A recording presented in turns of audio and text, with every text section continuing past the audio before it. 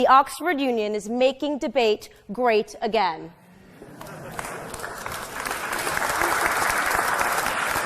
When a close friend of mine learned that I was coming to this deeply revered university, he urged me to be prepared. He said, "Be sure to have your facts, numbers, and data points." Alas, I had to inform my friend that no such preparation was plausible, because the motion that sits before us today is the impeachment of President Donald J. Trump, a topic that made entry into the sphere of debate absent any substantive fact, born entirely of innuendo, and unmitigated anger and personal contempt. Personal contempt, like calling somebody a weak president, an odious president, a hideous president, suggesting that somebody smells like scotch, while very entertaining, is without any fact or merit. Of course, this debate, this impeachment talk, did not begin here at Oxford. Rather, peculiarly, the conversation regarding the impeachment of Donald J. Trump began the very first morning after he defeated Hillary Clinton in a stunning upset back in 2016. And so we are forced to ask ourselves here today, how is it possible that calls for his impeachment began before he even officially assumed office? First, and I recall this one quite affectionately, came the rabid charges of Russian collusion. The conspiracy theory that the Trump campaign had colluded with Vladimir Putin to influence the election results. Sadly, after 2 years of unfettered media propaganda, Democrats' hero and special counsel lead prosecutor Robert Mueller ended the probe, concluding that there was absolutely no proof, zero, that any member of the Trump campaign colluded with Russia.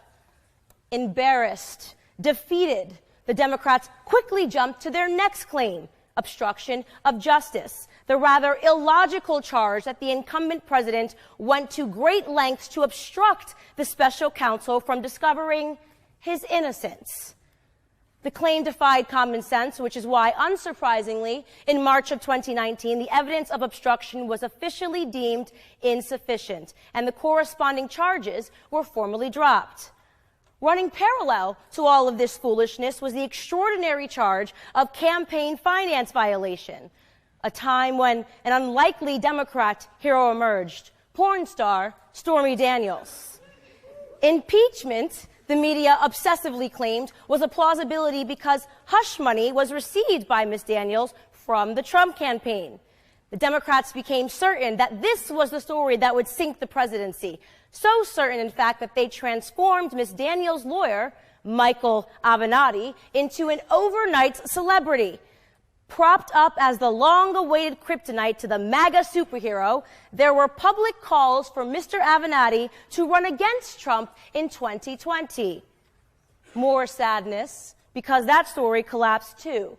And if you need an update, Ms. Daniels was ordered by a judge to pay Trump nearly $300,000 in legal fees. And the hush money lawsuit against the president was dismissed entirely by a judge back in March. Oh, and what of Mr. Michael Avenatti, the man once glorified by Democrats as a presidential contender? It grieves me to report that he has now been accused of financial fraud himself, indicted for extortion, fraud, and identity theft by a host of clients, including Ms. Stormy Daniels herself. Which brings us to Ukraine. Because only in the fervent madness and desperation of radicalized leftism could a man be accused of colluding with both Russia and Ukraine. Despite Ukrainian President Zelensky outright denying that any quid pro quo existed between his government and Trump, and despite the disastrous hearing yesterday before the House, which revealed that none of the alleged whistleblowers had any firsthand knowledge of the call between the two leaders, Democrats will continue to push this narrative to its natural conclusion until it collapses, like all of the other false narratives, under the weight of its own deception.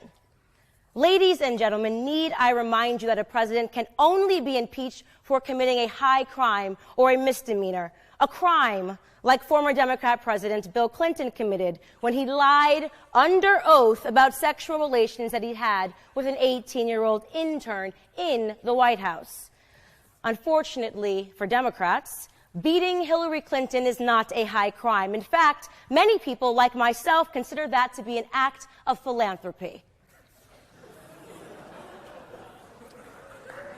By now, you may have gathered that the argument I am making is one of overzealous partisanship behavior by the Democrats, but that is really just the veneer. Do not be deceived by the topical arguments today. Do not overlook the true meaning of this conflict.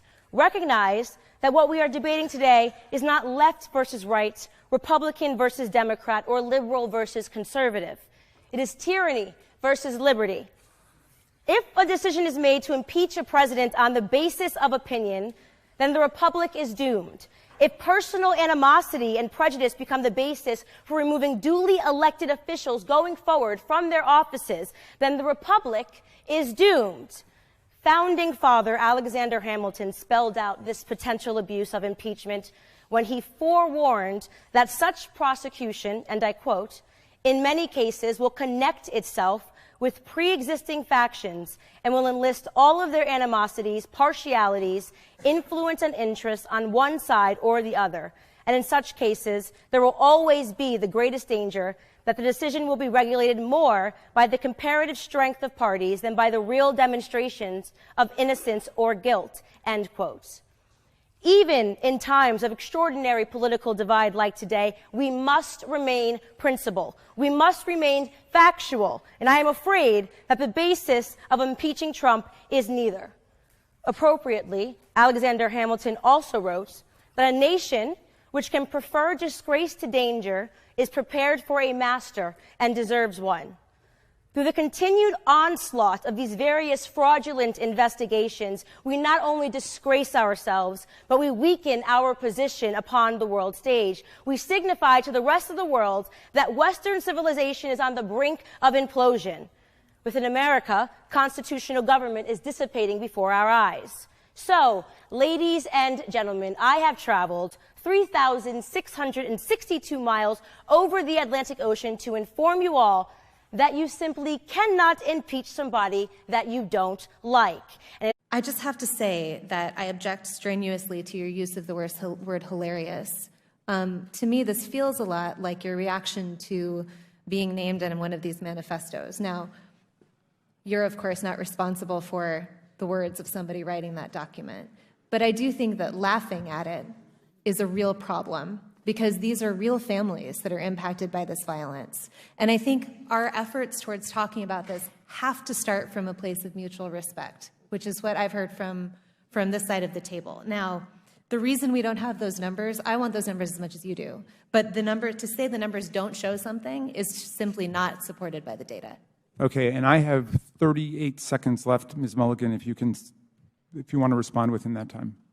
The only thing I would add is that it's in the name.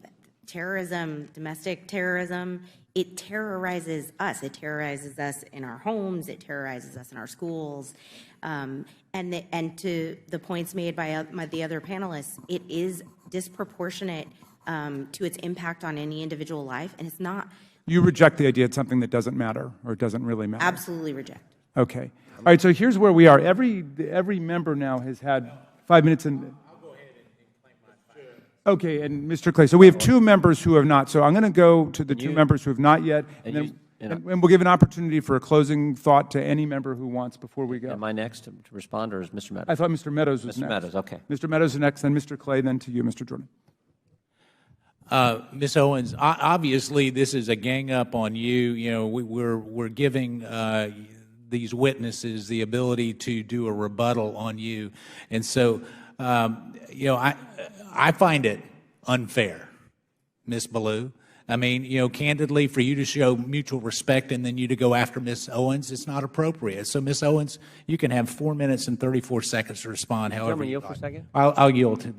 Thank you. I believe, Ms. Owens, when you used the word hilarious, it was referencing the fact that no one had asked you a question. It wasn't to the subject matter of the hearing. Is that right?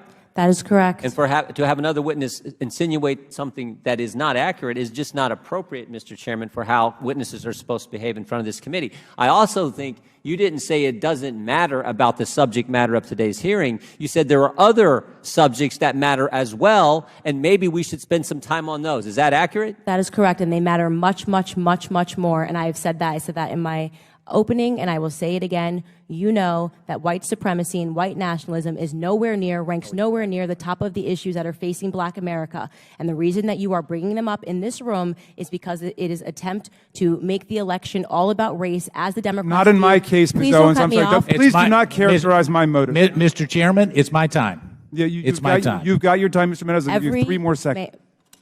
Every 4 years, you bring up race, and you knew exactly what I meant when I said hilarious, and you just tried to do live what the media does all the time to Republicans, to our president, and to conservatives, which you tried to manipulate what I said to fit your narrative, okay? I was not referring to the subject matter that is hilarious. I said it's hilarious that we are sitting in this room today, and I've got 2 doctors and a missus, and nobody can give us real numbers that we can respond to so we can assess how big of a threat this is. Because you know that it is not as big of a threat as you are trying to make it out to be, so that you can manipulate. And the audacity of you to bring up the Christchurch shooting manifesto and make it seem as if I laughed at people that were slaughtered by a homicidal maniac is, in my opinion, absolutely despicable. And I think that we should be above that. To try to assign reality or any meaning to a homicidal maniac writing a manifesto, which, by the way, let the record show, also stated Spyro the Dragon, the child's cartoon, as a source of inspiration. He also cited Nelson Mandela as a source of information. I don't think that Nelson Mandela has inspired mosque shootings. You can correct me if you think I'm wrong. You would rather assign meaning to a homicidal maniac than to actually address the things that I said today that are actually harming Black America. Number 1, father absence. Number 2, the education system and the illiteracy rate. Illegal immigration ranks high. Abortion ranks high. White supremacy and white nationalism, if I had to make a list again of 100 things, would not be on it. This hearing, in my opinion, is a farce. And it is ironic that you're sitting here and you're having 3 Caucasian people testify and tell you what their expertise are. Do I know what my expertise are? Black in America. I've been Black in America my whole life, all 30 years, and I can tell you that you guys have done the exact same thing every 4 years ahead of an election cycle, and it needs to stop.